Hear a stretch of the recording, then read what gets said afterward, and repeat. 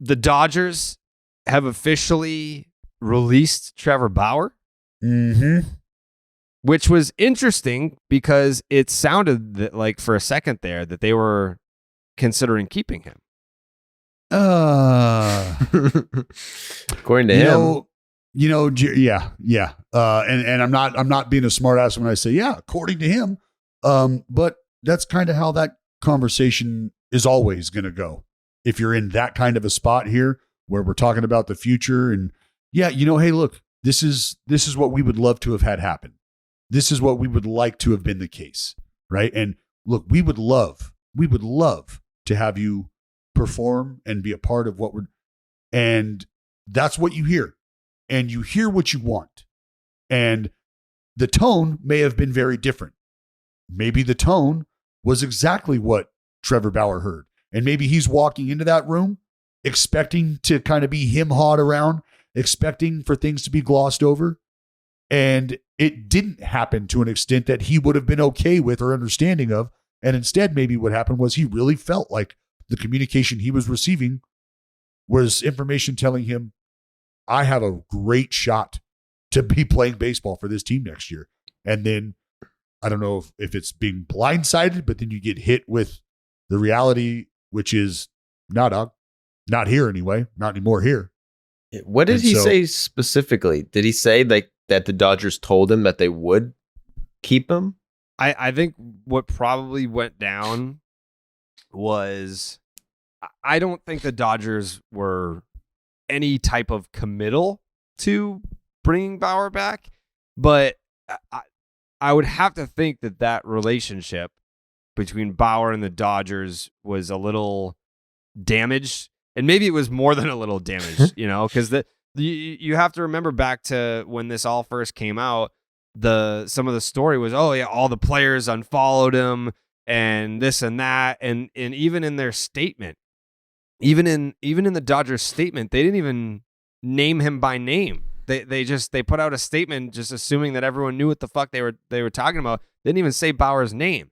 So maybe like I'm just thinking out loud, but the conversation would have to be something like, hey, we still think that you can contribute to this team. How much is he getting paid? $32 million? Yep. So it's like we're on the hook for $32 million regardless. Yes, there's no criminal charges, and the league lifted the suspension. Can we move forward together? Like, do you hate us so much that like this is going to become not just like the fact that he's going to walk into any clubhouse right now is going to be a distraction, but there's going to be that there will be an extra layer with the Dodgers that doesn't exist with other teams. If Bauer walks into that clubhouse and now like players are going to be asked about, hey, you unfollowed that guy that's right over there. Comment on that. If he walks into the Padres clubhouse, he's not getting asked about, or I guess like other players on the Dodgers are not getting asked about unfollowing Trevor Bauer if he's not on the team anymore, because it's a non-story.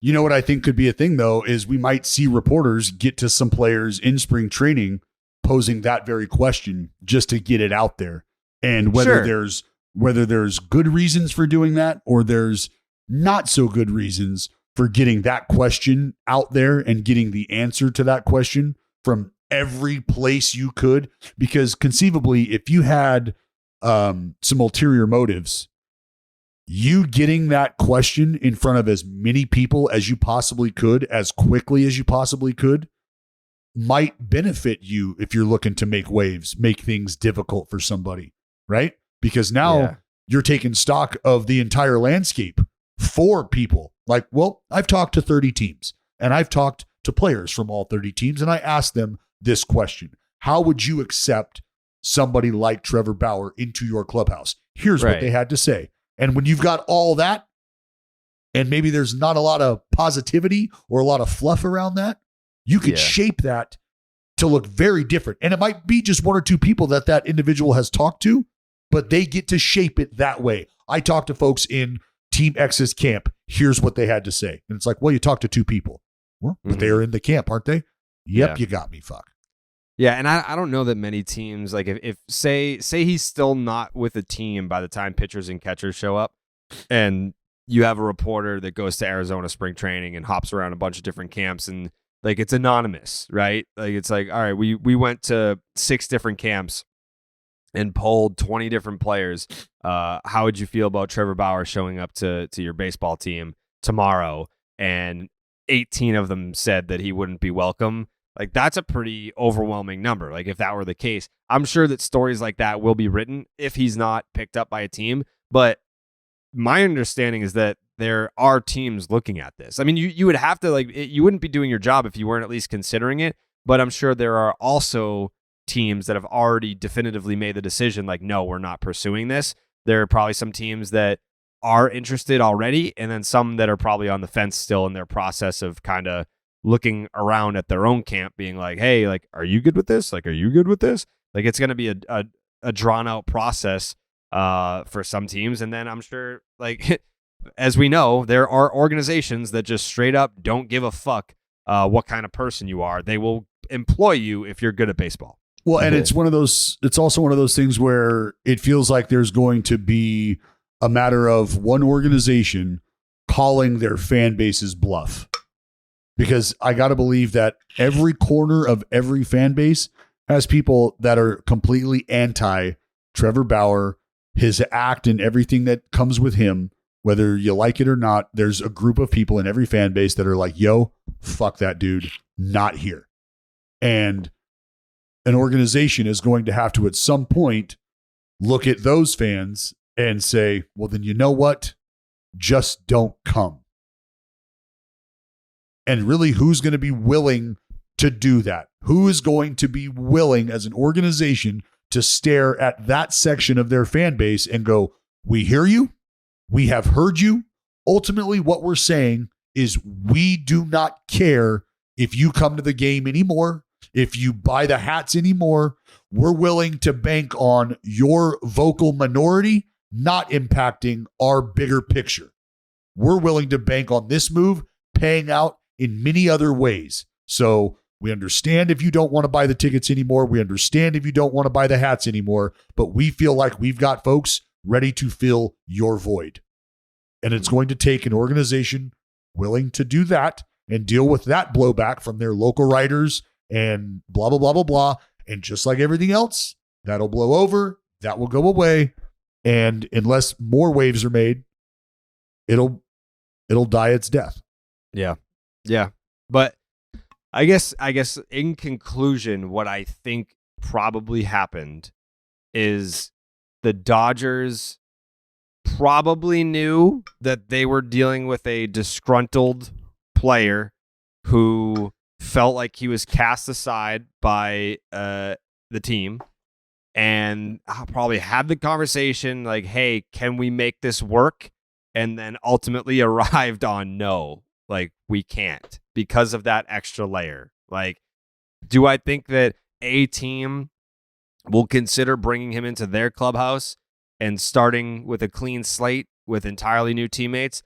I'm sure that those conversations are being had, and I'm sure that there is at least one team that has arrived on maybe yes. But with the Dodgers, completely different scenario. Like, you're welcoming a guy back that there's obviously going to be some negativity regardless. And then there's going to be extra negativity because of players unfollowing him after the news broke and seemingly not having his back. But which could you blame any of them for feeling that way? Like, I don't think that I blame either side and all that. Like, if you're a player like Mookie Betts, right, and you've made $365 million. You're the face of one of the most notable franchises in professional sports. Like, you've got to worry about your image. Like, now you're getting people beating down your door, being like, "How are you going to stand by this?" Blah, blah, blah. And it's like, dude, I don't need this. I don't need this. Like, I don't need this. I'm Mookie Betts. I'm focused on winning baseball games and just being my own brand. And then Bauer being like, "You guys abandoned me, like, without due process. Like, there was no criminal charges, and you guys backed away." So on both sides, I get it. And that creates a very odd and confrontational dynamic to where even it's probably to better swallow left to swallow separated. $32 million to just be like, hey, you know what? In the end, it's worth it to eat $32 million than it is to have to deal with this situation. Yep. And yeah, so I think the best thing that you said in all of that is that it's just, if you're looking at it from a zoomed out perspective, you got to be able to see both sides. Again, whether you agree with how we got here is a completely separate factor, but just to understand where both sides are coming from, I think might, I settle the dust in your head when you're thinking about this. Crazy, Joseph, man. It's crazy. If you're one of these, what's your interest level? Like, if you're a general manager, what's your interest level acquiring Trevor Bauer for $700,000?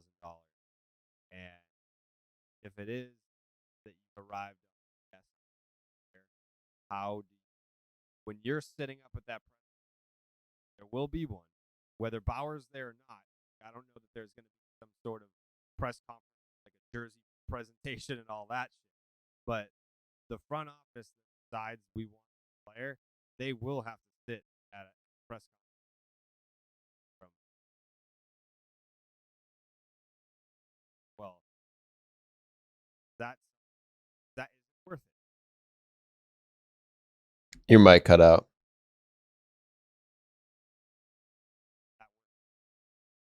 No. What about now? Yeah. Is it worth it? Yeah, is it worth it? To make you work it? Because you could put your thing down, flip it, and reverse it, Joe. You could. But if it's when yet, then you just don't know. And Right. I would understand. Mm-hmm. Is it worth it for me to do the press conference? Would you do it? No. B, how do you handle that press conference? Dude, I mean, if you did do it, who gives a fuck about the press conference? It's going to suck no matter what. There's like nothing you could do. Like, it's going to be a shitstorm regardless. You just have to pray that in 3 months, 6 months, people just won't care as much, which they probably won't. But that's basically what you're counting on. Like, there's nothing you're going to say in a press conference or like justifying it that's going to appease people who hate Trevor Bauer. There's nothing you can do. No, it would be like, you know how they transport high profile criminals? Like, just think about Silence of the Lambs, how they're transporting that guy, right? They got him fucking chained up. They got him on a little walker thing, and they got a mask, a spit mask over his face so he can't bite and shit. If you don't do the press conference with Trevor Bauer there, then you might as well wheel him in dressed just like that and just set him in the corner and do the press conference. You might as well do it that way too, because we all know what we're talking about here, but we're not going to address it. It's like, what's that over there in the room? What are you talking about? It's a lamp. No, I'm talking about the full-size human in the straitjacket on the fucking transporter with the spit mask on. That's what I'm talking about. I didn't see him. Well, dude, I mean, think about the time when he signed with the Dodgers, they were getting shit because they weren't addressing like his past tweets and stuff, like compared to what he's gone through since. I think they did address it. He had to. I don't know that the Dodgers did, but I know that like Bauer was asked about his tweets and he had to like. That's true. Get all serious about it. If they're addressing that, but it's like, you think about if you're a team signing him today, you can go either one or two ways. You can either try to be like, all right, we're going to sign you, but you have to be apologetic about everything. You have to like enter some program and be like, do something where it's like, sensitivity training. Yeah. Like, I'm getting better. I'm working on myself and type shit. But then it's like, I don't think Bauer's going to do that at all. They're probably going to have to ask him, all right, no sensitivity training. Yeah, no vlogging. You can't tweet. Like, you're on fucking code red. Don't say anything, do anything. The first fucking thing he tweeted after getting reinstated was, can't wait to start vlogging again. Yeah. Had nothing to do with like playing baseball. I mean, like, he's like, yeah, I'm excited for the season and all that. But in tweet number 1, it's like the vlog. And I mean, we said it on the first episode after the announcement. But it's like, dude, you got to be on your best behavior. Your best behavior. Exactly. What are we doing? And then that's another thing. It's like, if you agree that's a good idea to sign him, which, whatever, then it's like, how do you approach it? You can tell him to do that. No tweeting your shackles on, no vlogging, like be a good guy. But then it's like, he's obviously not going to want to do that. And then also, if you do that, it's like almost like you're admitting that he's some like crazy criminal guy who's a scumbag. And it's like, then you're admitting you're signing a scumbag. So you kind of have to take the approach of being like, he didn't do anything wrong. He's a good guy who's been casted out. Yeah. Well, then why is he over there in the corner with the spit mask on, standing on the transporter in a fucking straitjacket? That's the question. Yeah. And if you do that, that's so polarizing to be like, well, it's proven in court. Guys, A-okay. And it's like, that's going to be a nightmare too. Well, yeah, I don't know. You're going to ruffle some feathers if you ask people to just say, well, what did the judge say? Exactly. There's a lot of people who are going to go, well, I don't give a fuck with the judge. Okay. All right, fine. Can't have this conversation with you. We're done. Yeah. Dallas, I mean, you hearing anything about teams interested? Not to the extent that I thought I would. Like I'll be honest, not much. Like I know that there's interest and I know that it's been kicked around, but as far as like a strong committal or no, I think I think it could be more of a wait and see as we get closer. Like I think the season's going to start. There's going to be some stock taken to see where teams are at, injuries, blah blah blah, and now maybe they start to entertain it. So I can't remember if I heard it or if I read it somewhere, but there was trade interest when he was on waivers. So wouldn't that tell you that? I mean, if a team is poking around in terms of trade interest because they wanted to skip the competition in terms of like if he got released and he was free to sign with any team, if he was getting trade interest, then he's definitely going to get interest now that you just have to give up money instead of actual assets. Sure. but if there's trade interest, wouldn't like any little bit of trade interest, the Dodgers would be all over that? No, because I guess. I mean, that's a fair point. Yeah, if one team was like, but I will give like you something for but then it's like spending blood money, right? What if? I'm not speaking with knowledge of the situation. This is completely hypothetical. What if that team that was interested in trading for Bauer was the San Diego Padres or the San Francisco Giants? Then you're like, well, I'm not going to fucking pay $33 million to trade this guy that just won a Cy Young Award a couple of years ago to a team within my own division and front the bill for it. That seems like something that could come back and bite you in the ass. Yeah, but I could see that Dodgers not wanting to pay. Well, that would make more sense, wouldn't it? Yeah. If there was trade interest, but it was the Giants or it was the Padres, you're not like, all right, yeah, I'll take a high A slap dick for Trevor Bauer so that I can pay $33 million for him to pitch against us. But then it's like, if you don't take that trade, then they're just going to sign him anyway. Well, so correct me if I'm wrong, but can't there potentially be like a bidding war here? It's not like he's getting $33 million from million from the Dodgers, and then he has to make the league minimum of $750. But can't teams also bid on top of that? Like his earning power. I think they can offer him any contract that they would like, but it wouldn't rip up the Dodgers deal, right? Like he's guaranteed the Dodgers money plus the league minimum, and then can they bid on top of that? I don't know. No, I think it's any team willing to pay that. That's what prevents that bidding war. Okay.